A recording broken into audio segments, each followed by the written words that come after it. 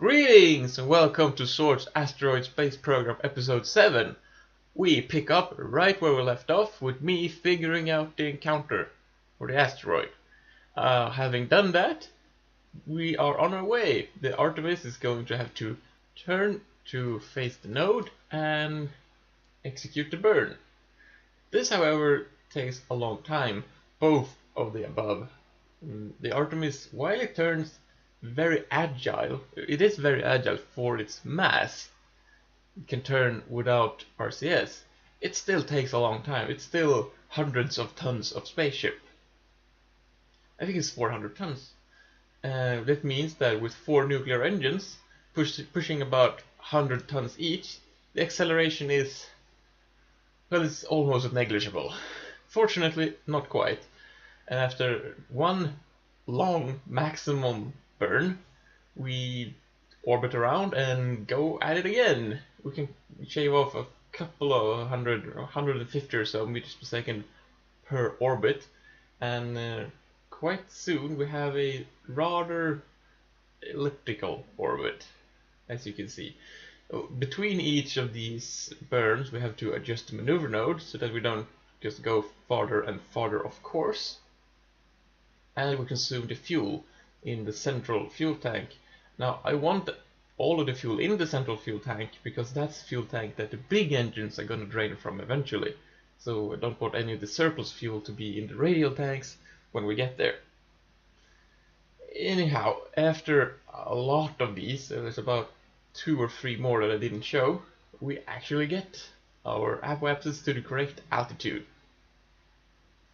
The first step of this journey complete, we head on to the next one, which is the correction node, which is a fair bit out, and we adjust our inclination to match that of the asteroid, because neither when I was launching nor when I was launching was particularly accurate, as you have no instrumentation at all to determine this kind of thing, when you need to launch and what inclination you need to launch into to match the orbit of these asteroids. But since everyone's playing with this, it's at least fair.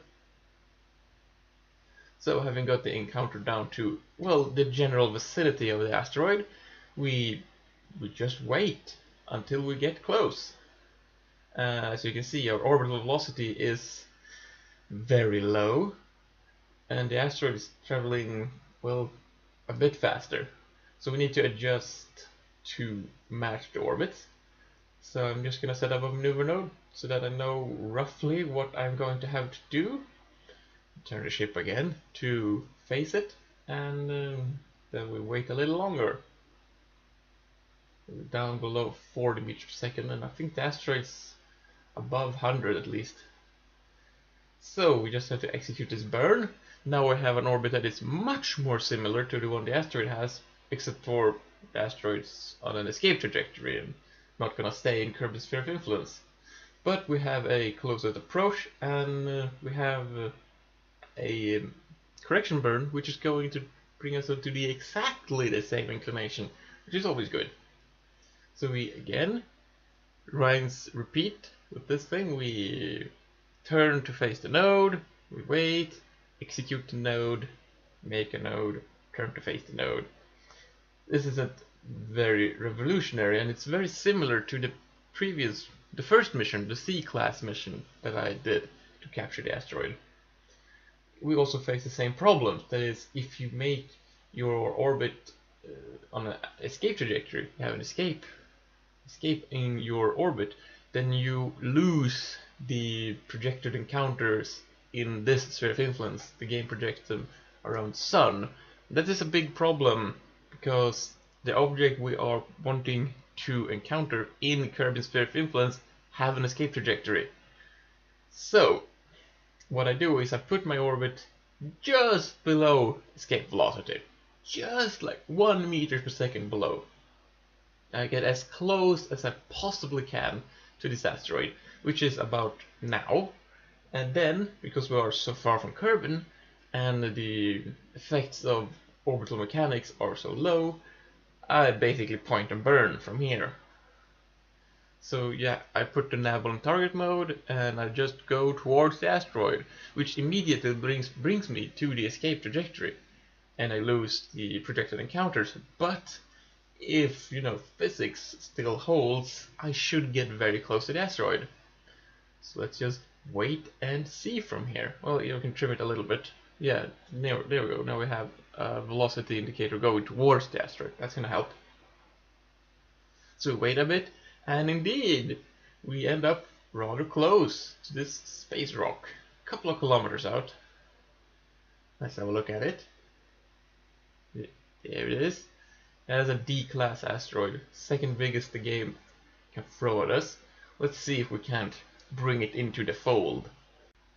As we have learned previously in this series, it is easier to turn the ship than to turn the ship with the asteroid attached to it. So I am using the tactic of aligning with my orbital retrograde before grabbing the asteroid, which is what I'm doing here. Even though with this rather powerful ship, I should actually be able to turn this D-class asteroid as I wish. However, I think it saves a lot of time doing it this way. So we are hovering close to the asteroid, using the RCS, which is surprisingly powerful given the mass of the ship, and we're trying to get a good spot to grab onto it. This seems to be a good spot, I think, so let's dock right here. Here we go, and contact. Well, that wasn't so bad. Let's see. Well, we're over 800 tons, so we've effectively doubled the mass of the spaceship. Let's give it the correct name too. Now we shall deploy these, well, self-guided fuel tanks, we call them. And as I'm going to show you, we are going to attach these on 8 different spots to the asteroid. This is for 2 reasons. Firstly, these all contain, as you can see, RCS systems, and they also have a SAS reaction wheel on them, besides the fuel tank. So by placing these on the asteroid, we are enabling mobility. It's much more agile with all these control things on it. So we just grab here somewhere. That's good. And we take the next one. I am going to spare you the worst details of me attaching 8 self-guided fuel tanks to the asteroid, because this takes forever. So I'm just gonna give you a general idea of how I do it, how I place them. The second advantage, which is putting all the fuel tanks on the asteroid away from the engines, is that the ship itself can be smaller and still effectively the same thing. You see, now the large engines have free range below them, which they need, and we still have all the fuel. So that's a win, right? You could do it in other ways. You could just put one big fuel tank on the other side and drag it all along. But this is the design I went with. So, here we have the complete thing. This is amazing in several ways. It's firstly a great feat of Kerbal engineering, and then it looks kind of, well, terrible and fantastic at the same time. So, let's bring it home, shall we? I have disabled the nuclear engines and enabled the very large chemical engines. So let's go. Okay, it starts spinning. I haven't properly aligned the engines with the center of mass of the asteroid. We can fix that. Just give me some time. And we can also use the thrust limiter to make the acceleration a bit more gentle. Let's see. We're still turning. What's going on?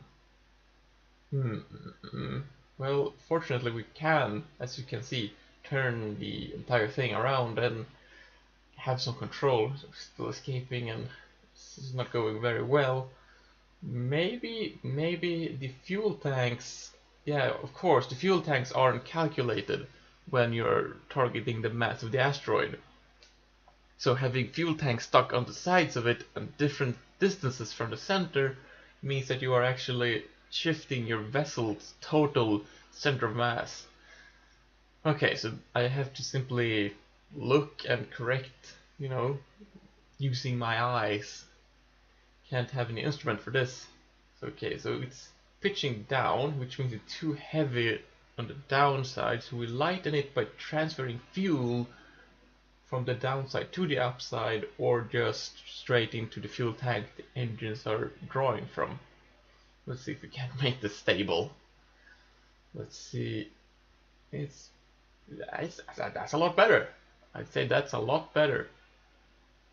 Finally, we have a configuration stable enough to bring our periapsis down into Kerbin's atmosphere, because we're going to do an aero brake from this thing. Of course we are. It would be ridiculous not to do it. Let's see, that's just above the atmosphere, so everything ready to go. Let's bring the periapsis down. Yeah, 30 something, that's good. Should be just enough to not crash and simultaneously bring the apoapsis down far enough. Let's make a quick save, so that if I misguessed, we should be fine. Lest we forget, we should get the sample from the asteroid in high orbit. Wow, this thing's really big when you compare it to a Kerbal. Well, let's see, let's touch down here next to the lights. Let's get back up. Okay, the camera's changing direction, no problem. Okay, maybe it is a problem. Come on, get a hold of yourself, Bob. Okay, nothing weird going on with the map view. Okay, you seem to have figured it out. Wow, spatial awareness can be a bitch in space, can't it? Huh? Anyway, let's get to the aero braking. Okay, we should have the ship pointed along the prograde marker, because yeah, it's worse to crash than to have to do it again. Note I'm running physical time acceleration at 2 times acceleration here. Okay, fire, lots of it. Fortunately, the entire ship as well as the asteroid is made of asbestos, so who knew? Spaceships are apparently completely impervious to heat, as is this rock. Yeah, okay. So, how did the aero braking go? We're going back up. Let's check the map view. Let's just see here. Okay, yeah, that's very good. That's very good indeed. We have apoapsis that is not too far out, and the periapsis is, well, it's staying where it is. Okay, let's see, when we get out of the atmosphere, we should indeed have an orbit that is close to circular. I'm not going to do another aero braking. I'm going to circularize this the good old-fashioned way, because we have so much fuel left. I've severely overestimated the amount of fuel we would need. Maybe I severely overestimated the size of the asteroid. I don't know, this may be a small D-class asteroid. I don't actually know, because I haven't found a single place on the internet where you can find just what the mass of the asteroids are. I mean, I know it's not a single mass per class, it's a span of masses. But anyway, we are circularizing our orbit using the fuel, and okay, we're out of fuel. So let's refuel from 2 fuel tanks opposite each other that has full mass. That should affect the center of mass the least. So here we go. We just need to bring it a little more circular for it to be circular enough for my tastes. And there we go. We have completed the D-class mission. We have captured the second biggest asteroid in the game. I thank you for watching, and I hope to see you again next time. Goodbye!